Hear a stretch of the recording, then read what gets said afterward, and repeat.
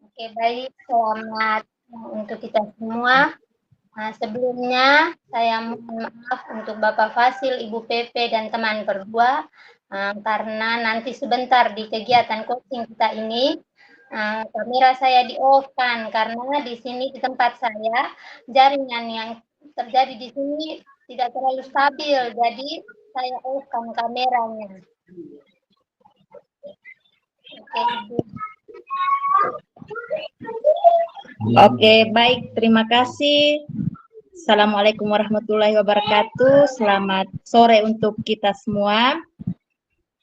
Terima kasih saya sebelumnya masuk pada coaching hari ini. Terlebih dahulu saya akan memperkenalkan.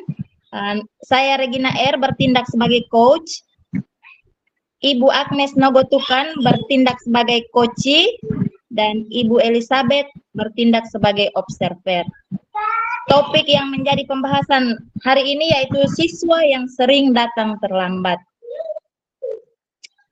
Selamat siang, Nona Agnes. Selamat siang juga, Ibu. Apa kabar Ibu Regina hari ini? Alhamdulillah luar biasa, kabar baik, Nona. Lalu bagaimana dengan Nona Agnes? Kabar baik juga, Ibu. Saya sekarang dalam keadaan sehat-sehat saja, Ibu. Syukur Alhamdulillah, Nona. Kira-kira ada keperluan apa Nona Agnes masuk ke ruangan menemui Ibu?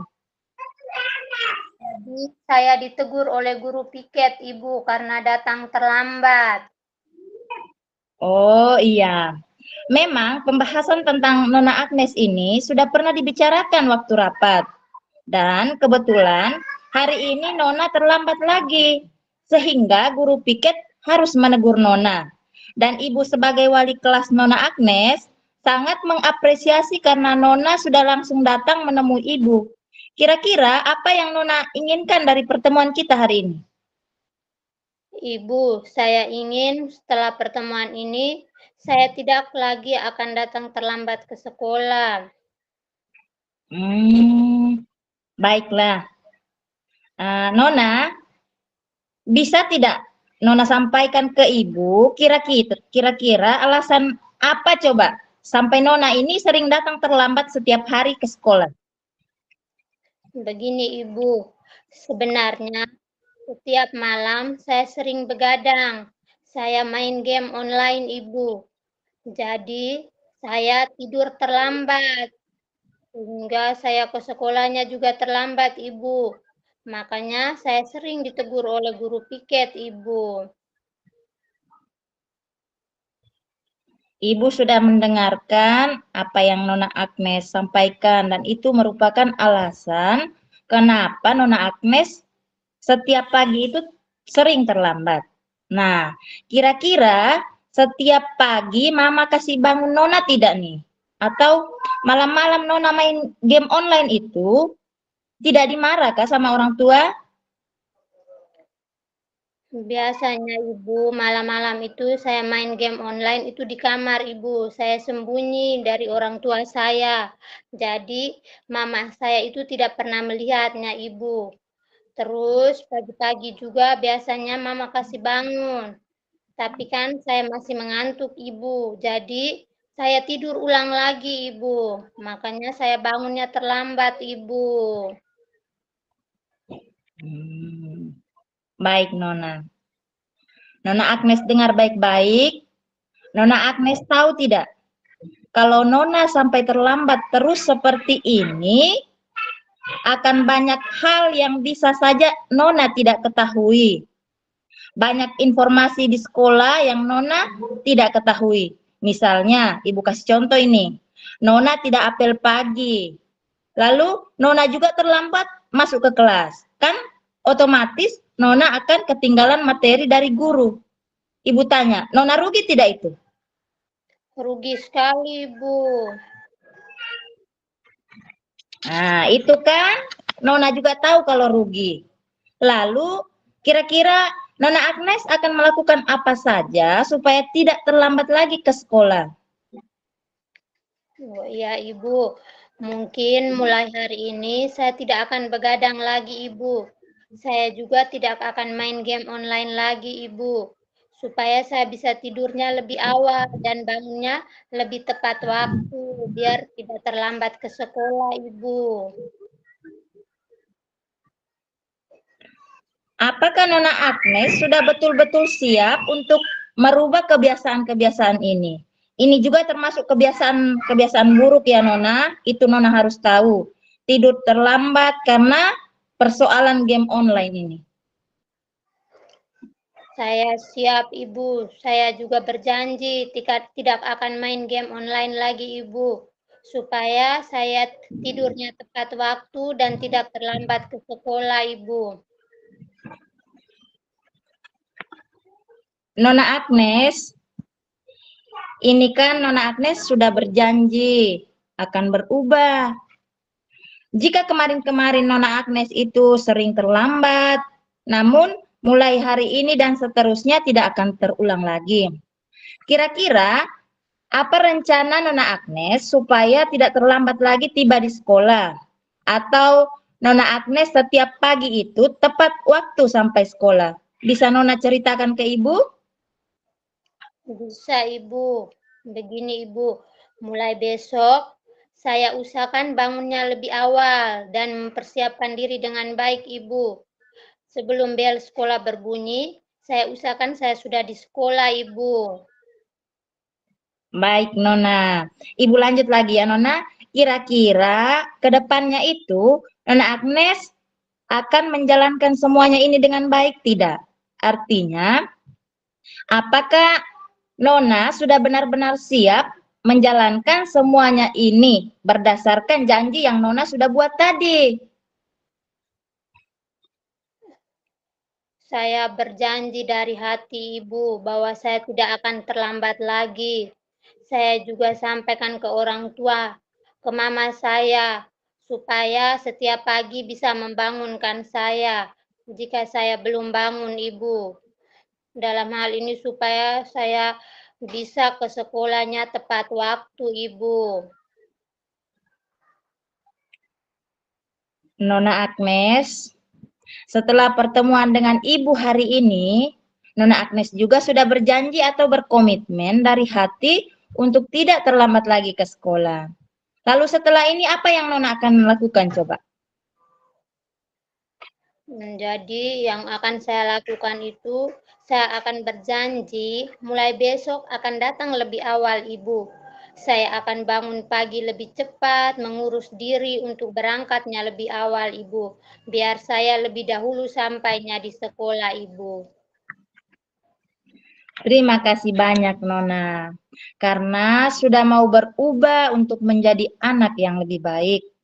Nona harus tahu bahwa di luar sana banyak anak-anak yang seumuran Nona Agnes ini ingin bersekolah, tetapi tidak bisa karena banyak faktor. Ada yang ekonominya lemah, ada yang orang tuanya tidak ada lagi atau sudah meninggal.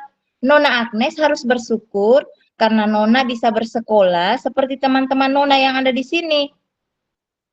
Nona juga harus bersyukur karena ada orang tua yang selalu memberi semangat ke Nona, yang selalu memperhatikan Nona. Terima kasih Nona karena sudah berkomitmen untuk lebih disiplin dan lebih menghargai waktu. Namun, keputusan yang Nona sudah ambil hari ini harus bisa dipertanggungjawabkan. Apakah Nona Agnes berani bertanggung jawab atas janji yang sudah Nona buat tadi? Saya berjanji akan bertanggung jawab atas apa yang saya sudah sampaikan ke Ibu tadi. Baik Nona, luar biasa ya. Ini merupakan sebuah komitmen yang patut Ibu apresiasi. Awal yang baik buat Nona Agnes untuk menjadi siswa atau untuk menjadi anak yang berhasil. Jadi keputusan apa yang Nona ambil merupakan hal baik menurut Nona. Dan apapun resiko ke depannya, Nona Agnes jangan sungkan-sungkan untuk menyampaikan ke Ibu sebagai wali kelas Nona. Ibu mengapresiasi keberanian Nona ini untuk berkomitmen untuk sebuah perubahan yang baik. Silakan Nona kembali ke kelas dan melanjutkan aktivitas pembelajaran. Baik, Ibu. Terima kasih banyak Ibu atas saran nasihat yang sudah Ibu berikan kepada saya. Saya sangat senang Ibu. Akhirnya saya bisa menemukan jalan keluar terhadap apa yang saya alami selama ini Ibu. Selamat siang, saya pamit masuk ke kelas Ibu. Baik, demikian.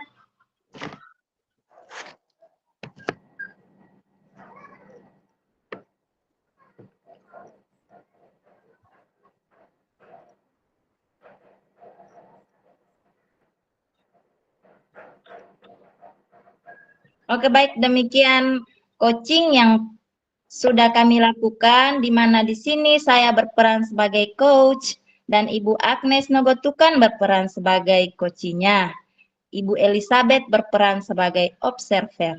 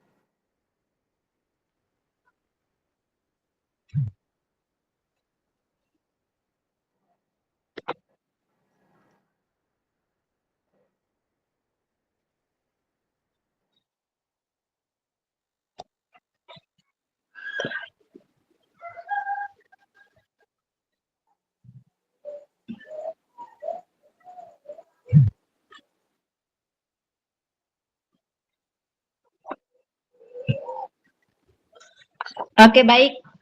Dari coaching tadi yang kami lakukan, antara coachingnya Ibu Agnes dengan saya coach, serta Ibu Elizabeth sebagai observer, topik di sini yaitu siswa yang sering datang terlambat. Artinya si coachingnya di sini datang menyampaikan kepada saya sebagai coachnya, mengapa dia datang terlambat, menyampaikan segala keluh kesahnya, alasannya sampai dia sering datang terlambat. Lalu dari alasan tersebut, saya sebagai coach selalu memberikan arahan, memberikan masukan, lalu memberikan kepada dia, bertanya langsung kepada dia alasan mengapa, dan akhirnya dia mengambil kesimpulan sendiri untuk berubah. Jadi dari coaching ini saya memperoleh bahwa coachingnya siap berubah dan tidak akan datang terlambat lagi ke sekolah. Di sini saya sudah menggunakan alur Tirta, ada tujuan, identifikasi, lalu apa lagi? Tujuan, identifikasi, rencana aksi, dan tanggung jawab. Demikian saya kembalikan kepada observer.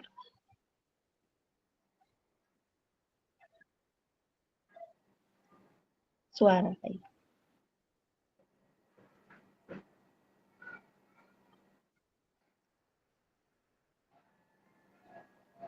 Suara. Baik, Ibu Regina dan Ibu Agnes, terima kasih sudah melakukan coaching. Saya sebagai observer akan menyampaikan beberapa catatan. Yang pertama, apa yang sudah berjalan baik selama percakapan tadi. Di sini catatan saya bahwa yang pertama, coach dan coachee saling menyapa dalam suasana kekeluargaan. Hal ini, yang kedua, hal ini akan menimbulkan suasana yang nyaman sehingga coachee secara terbuka menyampaikan permasalahannya. Kemudian, coach fokus pada permasalahan coachee, coach bersikap terbuka, sabar mendengarkan permasalahan coachee. Coach juga memberikan pertanyaan, di mana pertanyaan itu diusahakan atau coach berupaya untuk mengetahui lebih dalam lagi masalah yang dihadapi oleh coachee. Kemudian hal baik berikut yaitu pada akhir coaching, coachee sendiri dapat menyimpulkan atau menentukan apa tujuan dari coaching hari itu. Jadi coachee sendiri menemukan jalan keluarnya, menyimpulkan sendiri apa yang menjadi tujuannya. Kemudian yang kedua, beberapa apa yang mungkin bisa diperbaiki atau ditingkatkan. Jadi pada percakapan, pada bagian identifikasi di situ, pada bagian identifikasi ada kalimat coach yang mengatakan seperti begini. Nah, itu kan Nona juga, Nona Agnes tahu tidak? Kalau Nona terlambat terus seperti ini, akan banyak hal yang bisa saja Nona tidak ketahui. Misalnya, Nona tidak apel pagi.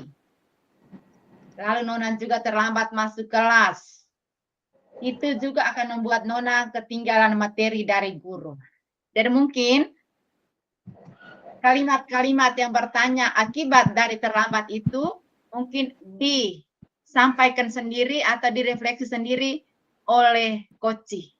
Jadi coachee sendiri merenung dan dia sendiri mengetahui, merasakan apa konsekuensi dari dia terlambat. Jadi jangan coach yang menyampaikan akibatnya. Jadi coachee sendiri menemukan apa akibatnya. Kemudian pertanyaan yang dihindari mungkin apakah, atau pertanyaan dengan menggunakan kata mengapa mungkin kita hindari.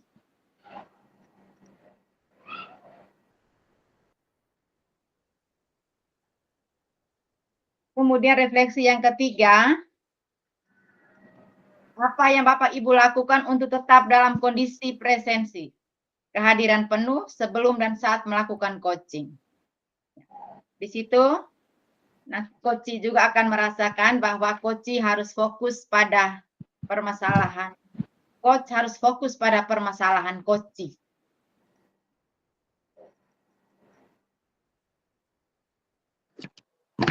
Coach harus hadir total bagi coachee, hadir secara utuh dengan mendengarkan semua permasalahan coachee. Coach ada bersama dengan coachee saat percakapan berlangsung. Artinya kehadiran penuh, perhatian tetap pada coachee. Coachee menjadi objek daripada coach, sehingga